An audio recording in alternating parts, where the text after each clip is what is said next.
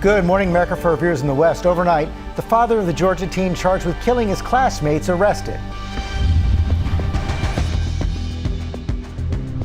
Breaking overnight, authorities arrest the father of the 14-year-old school shooter, charging him with manslaughter, second-degree murder, and more. These charges stem from Mr. Gray knowingly allowing his son, Colt, to possess a weapon. This morning, the teen, just 14 years old, due in court. What we're learning about the victims as we hear from one of the students who jumped into action to help save his classmates. Extreme weather on the move.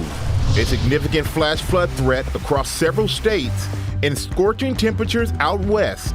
Gender is tracking it all. Possible prison time? Hunter Biden's surprise guilty plea. What happens next for the president's son? Debate showdown. Just 4 days to go until the candidates face off. Vice President Harris hunkering down to prepare. Donald Trump expected in a New York City courtroom today. We're there live. Karen Reed one-on-one, giving her full version of events the night her Boston police officer boyfriend was found dead. Could you have been angry enough and slightly drunk because he had annoyed you that in the fit of rage you just backed up and Never. tried to tap him? I would Not never. to try to kill him, but try to Tap him with my 6,000-pound full-size SUV. To hit John's body with my car. No. What she said as she now faces a second trial. The judge assaulted by a defendant who came flying over the bench, now testifying in his trial, recalling those terrifying moments. Starliner Space Jam. The Boeing spacecraft set to return to Earth tonight empty, leaving the crew behind. And she caught up. It took a while, but I don't know how I turned that around, honestly. Overnight, American star Jessica Pegula storming into her first Grand Slam final by a toe. It looks like that toe's on the line. The Chiefs hanging on for victory in the season opener. And look who's live in Times Square this morning. Usher, helping us roll into the weekend. Live in Times Square, this is Good Morning America. Good morning, America. The big morning here because Usher is live here in Times Square and Larry at the U.S. Open for all the excitement. And I know she's happy. That's her happy place. Hi, Lara, and we say, yeah. Okay, sorry about that. Also ahead, Ginger. I got Michael, is tracking the significant flash flooding threat in the Gulf, and we're going to tell you who's in the path. First, latest on a school shooting in Georgia. The father of the 14-year-old shooter has been arrested, charged with murder. The school district released new pictures of the victims while the teen is due in court this morning, where he will be charged as an adult with 4 counts of murder. Faith Abubey is on the scene in Winder, Georgia. Good morning, Faith. Yeah, good morning to you, George. The suspected shooter and his father appeared separately in court this morning for their arraignment. The son staring straight ahead at the judge, the father rocking back and forth as the judge read their charges, telling them if convicted, they could each spend the rest of their lives behind bars. Breaking overnight, authorities arresting the father of the teenage suspect in that tragic Georgia high school shooting. His charges are directly connected with the actions of his son. 54-year-old Colin Gray, now charged with 4 counts of involuntary manslaughter, 2 counts of second-degree murder, and 8 counts of cruelty to children. These charges stem from Mr. Gray knowingly allowing his son, Colt, to possess a weapon. Sources telling ABC News investigators believe Colin gifted his 14-year-old son an AR-15 style rifle for Christmas, which the teenager used to terrorize his school Wednesday, leaving 4 people dead. We're heartbroken. A young person brought a gun into a school, committed an evil act, and he took lives. This as the suspected shooter, 14-year-old Colt Gray, also faces 4 counts of felony murder for allegedly killing those 4 people and injuring 9 others. It comes as ABC News has learned of possible early warning signs, with the shooter displaying an affinity for mass shootings, and the FBI receiving anonymous tips as early as May of 2023 about a disturbing post Gray allegedly made on the social media platform Discord, where they say he had possibly threatened to shoot up a middle school the next day. The Jackson County Sheriff's Office interviewing the suspected shooter at the time, saying he denied making the post. His father interviewed too, telling investigators there were guns in the house, but his son did not have unsupervised access, adding that his son was being picked on at school. I worry about him in school and, what would ever happen. The sheriff's office saying there was no probable cause to make an arrest at the time, but they urged Jefferson City school officials to monitor Gray, the student later transferring to this new county, where authorities say Wednesday he allegedly gunned down his victims. The community now mourning Mason Schermerhorn and Christian Angulo, both just 14 years old, along with teachers Christina Aramy and Richard Aspinwall. I honestly thought it could have been my last day, probably ever alive. Aspinwall student, 17-year-old Brian Maldonado, sprinting into action the moment he realized his math teacher had been gunned down. I look up and we can see his body halfway through the doorway, just laying there, like taking his breaths. And then we later on hear his final breath. Maldonado leading other students to quickly barricade the door. We found a cabinet, so we put that everything like there, desks, chairs, whatever we could really put. We just put it in front of the door, hoping the shooter won't come in. Really, it's just scary. God was watching over us that day. And neither the father nor son requested a bond. They also did not enter a plea. Their next court appearance is scheduled for December 4th. Michael?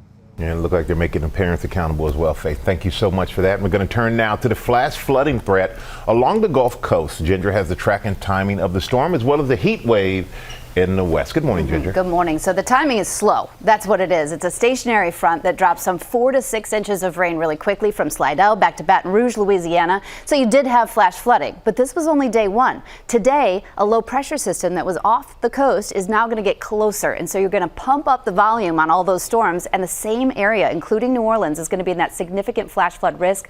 You could see up to 10 inches east to Tallahassee through tomorrow. So it'll be a wet start to the weekend all the way to Jacksonville.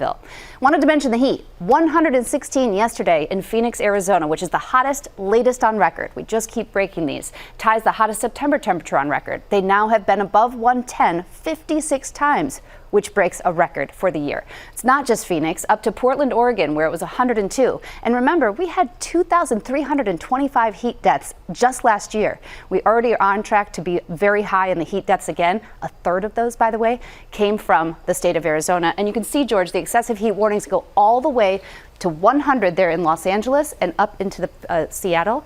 I also wanted to mention that now officially Copernicus has said that the globe had its hottest summer on record, which is way too no many surprise. triple digits there. Yep. Okay, Ginger, thank you. We're going to turn now to the Hunter Biden tax case. In a surprise move, the president's son pleaded guilty to all 9 criminal charges. The judge will now decide whether to sentence him to jail time or probation. Chief Justice Correspondent Pierre Thomas has the story. Good morning, Pierre. George, good morning. Hunter Biden took a surprise and dramatic move, throwing his fate to the mercy of the court with the real prospect of years in prison. This morning, the fate of Hunter Biden now in the hands of a California federal judge. The president's son in a dramatic and surprise move, pleading guilty to felony tax charges, with no agreement for leniency from federal prosecutors. Hunter Biden pleading guilty 9 times to 3 felonies, including tax evasion and 6 misdemeanors. Biden had been accused of engaging in a scheme to avoid paying $1.4 million in taxes while spending hundreds of thousands of dollars on exotic cars, escorts, and drugs. The stunning guilty plea could land Biden in prison for up to 17 years and force him to pay more than $1 million in fines. This plea prevents that kind of show trial that would have not provided all the facts or served any real point in justice. In a statement, Hunter Biden saying, "I will not subject my family to more pain, more invasions of privacy, and needless embarrassment. And so I've decided to plead guilty." Biden's surprising move coming just as jury selection was about to get underway. But Biden catching the special counsel completely off guard, telling the court he wanted to enter something called an Alford plea, where he would plead guilty but maintain his innocence. Special counsel attorney Leo Wise immediately pushing back, saying, "I want to make something crystal clear. The United States opposes an Alford plea," emphasizing Biden maintaining his innocence was a non-starter. The White House yesterday again reiterating that President Biden will not commute his son's sentence nor pardon him, something he told ABC's David Muir in June. As we sit here in Normandy, your son Hunter is on trial, and I know that you cannot speak about an ongoing federal prosecution. But let me ask you, will you accept the jury's outcome, their verdict, no matter what it is? Yes. And have you ruled out a pardon for your son? Yes. With that, one of the most consequential DOJ cases in recent history, the prosecution of a sitting president's son nears a close. Biden will be sentenced in December. Rebecca? All right, Pierre, thank you. We turn now to the race for the White House. Vice President Harris is off the trail preparing for the presidential debate in just 4 days, while former President Trump is expected to appear in a New York courtroom. Let's go first to Rachel Scott, who is at that courthouse. Good morning, Rachel.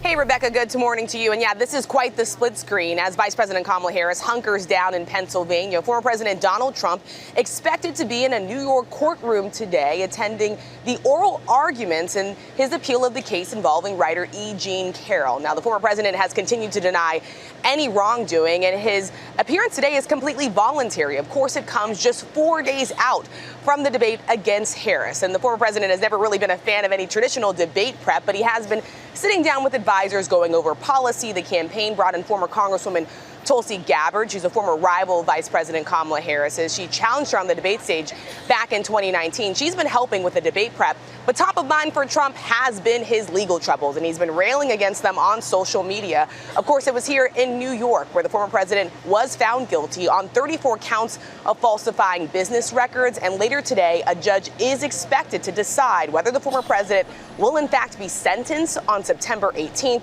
We know Trump's team has been pushing for a delay until after the election, Rebecca. Right up to the wire. Okay, Rachel, thank you. Meantime, Mary Bruce is tracking the former Vice President Harris campaign. Good morning to you, Mary. Good morning, Rebecca. Well, the vice president is taking a very different, almost opposite approach to Trump's approach to preparing here. We know this morning she is hunkered down. She is studying up on the issues. We know she's been doing those mock debates, and I'm told she is asking plenty of questions. And while she does have a lot of debating experience, the campaign notes that in many ways this is uncharted territory for her. This will be Donald Trump's 7th presidential debate, Harris's first, the first time she's faced off with Trump. Actually, the first time they have come face to face. The two have never actually met before. So Harris is taking her preparations very seriously, and we do, though, expect her to take some occasional breaks to pop up and make some public appearances in Pittsburgh, where she is studying and preparing. It gives her a chance to interact with voters in that key must-win state. But there's no question, Rebecca, that Harris goes into this debate with the momentum in this race. This morning, her team is touting the best grassroots fundraising numbers in presidential history, announcing that she has raised $361 million in August. That's more than double Donald Trump's haul last month. And Rebecca, it means that Harris has now raised more than $615 million since entering this race. And on track to raise $1 billion by the end of this campaign. All right, Mary, thank you. And you can see the first presidential debate live on Tuesday night right here on ABC. George? Okay, Rebecca, we're going to turn now to the FBI raid on the homes of top aides to New York Mayor Eric Adams. Investigators are also seeking information on city officials, including the police commissioner. Senior investigative correspondent Aaron Katursky has that story. Good morning, Aaron. And good morning to you, George. Federal investigators are now reaching into the mayor's inner circle, taking aim at some of his top deputies and closest aides. This morning, the mayor of New York insists he and his administration are clean and cooperating. I'm not aware of any misdoings, and I'm going to, again, follow the rules. The mayor says he can't fathom why, but sources tell ABC News federal prosecutors and the FBI have opened new investigations focused on City Hall and the NYPD, including many of the administration's senior leaders. Investigators have seized the phones of Police Commissioner Edward Caban and at least a half dozen other top NYPD officials. And in pre-dawn raids, they searched the homes of 2 deputy mayors and the school's chancellor. No charges have been filed, and the mayor says his administration has nothing to hide. We're going to comply with whatever rules, and we're going to follow the law. And we're going to make sure that whatever information is needed, we're going to turn over that information. For most of his 3 years in office, Adams and his campaign have faced scrutiny over whether they took illegal foreign money. The FBI seized his phones last November. Sources say the new investigations are separate. City Hall says there's no indication the mayor himself is a target of any investigation. Adams was once lauded as the new face of the Democratic Party, but these investigations could threaten his ability to lead the nation's largest city. Michael, as one political opponent put it, how can you clean up the city when your own house is a mess? Michael. All right, Aaron Katursky, thank you so much for that. We're going to turn now to the U.S. Open and a remarkable comeback for Jessica Pegula. To earn her first trip to a Grand Slam final, Lara is at the National Tennis Center with the highlights for us. Good morning, Lara. Good morning to you, Michael. Pegula admits she was super flat in the first set, and the score told the same story. She lost 6-1, and it did not look any better in the first two games of the second set. But then Muhova missed a crucial shot. Pegula turned the momentum around and never looked back. And now she is on her way to her first U.S. Open final. Jessica Pegula will play for the U.S. Open title. This morning, Jessica Pegula is just one win away from becoming a Grand Slam champion. Step by step by step. The sixth-ranked American pulling off what looked to be an impossible comeback. The New York native losing the first set 6-1 to Karolina Muhova, but battling back in the second. And there's the break, and there's a big come on from Pegula. The 30-year-old continuing to dominate, breaking through the semi-ceiling for the first time in her career. At the end of the second set into the third set, I started to play like how I wanted to play. It took a while, but I don't know how I turned that around,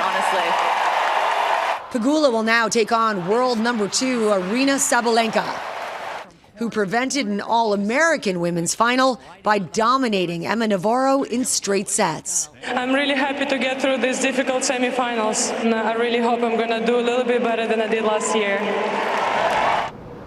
She is tough, and it will be Sabalenka's second straight U.S. Open finals. Of course, she lost last year to Coco Gauff. Now, Pegula is hoping for that same result tomorrow, but today, all eyes are on the man. It's Taylor Fritz taking on Frances Tiafoe in an All-American semifinal. The winner, of course, goes on to the final. That will be the first American man in a final here at the Open since Andy Roddick did it in 2006. And we're going to talk all about it next hour. We'll be with American tennis player and ESPN commentator Chris Eubanks, guys. All right, sounds good. I was there last night, late. Yeah, Pegula went down. I said, I'm going to get home early. Unfortunately, Americans are going to lose. And then she woke up, and I had to wake up. So you're still looking chipper this morning. Oh, George, I'm hanging by a thread, my friend, hanging by a thread.